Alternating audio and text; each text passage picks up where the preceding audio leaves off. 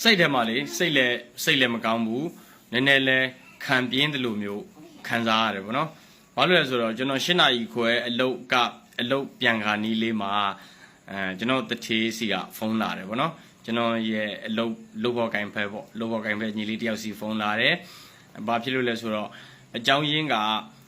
ပလိတ်ရုံမှာတဲ့မြန်မာ3ယောက်အဖမ်းခံထားရတယ်ဗောနော်မြန်မာ3ယောက်အဖမ်းခံထားရတယ်တဲ့အဲ့ဒါမြန်မာစကားလည်းတစ်လုံးမှမတတ်ဘူး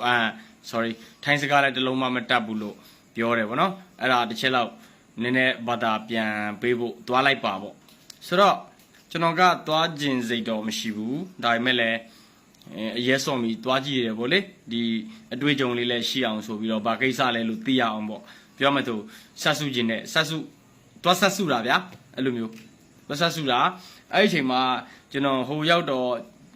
ဒီအချုပ်ခံနဲ့ထည့်ထားတယ်ဗျာဒီလောက်လေးကိုဘာမဟုတ်တဲ့ဟာလေးကိုအချုပ်ခံနဲ့ထည့်ထားတယ်ပြောပြမယ်ပြီးမှပဲကိုယ့်ဘက်ကိုသုံးသပ်ပြီးတော့ဆင်ခြင်ကြပေါ့လေနော်သူတို့လှုပ်တာလုံးမသိစေနဲ့ဆိုသလိုလှုပ်ရတော့မှာဖြစ်တဲ့အတွက်ကျွန်တော်ကဒီဗီဒီယိုလေးလှုပ်လိုက်မိတယ်ပေါ့ဆိုတော့သူတို့ဘာပြောလဲဆိုတော့တဲ့ဒီသူတို့အကြောင်းနှတီးကသူတို့ရဲ့ဒီဘယ်လိုပြောမလဲတာဝန်ရှိလူတွေကနေပြီးတော့ဝင်စစ်ဆေးတဲ့ချိန်မှာပြန်ကော်ဆန်းဆိုင်တစ်ဆိုင်ကိုဝင်စစ်တဲ့အချိန်မှာပေါ့နော်ဒီကောင်လေး၃ယောက်ကပန်းချနေတယ်ပေါ့သူကအချောချနေတယ်အဲ့ဒါကလုံးလို့မရဘူးလို့သူတို့ကပြောတယ်ပေါ့နော်လုံးလို့မရဘူးလို့သူတို့ကပြောတယ်မြန်မာပန်းချလို့မရဘူး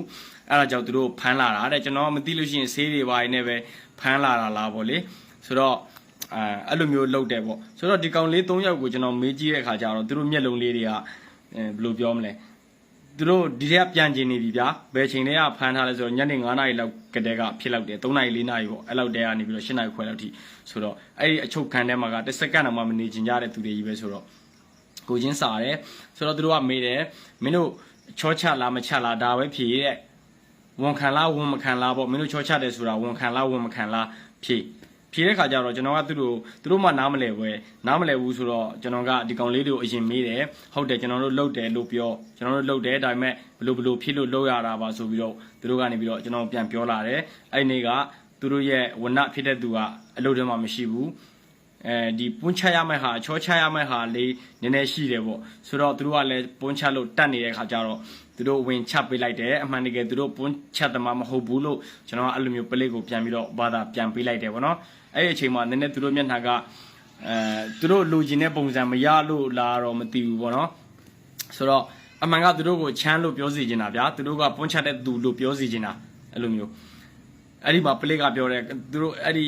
ထိုင်းတွေတက်ပဲ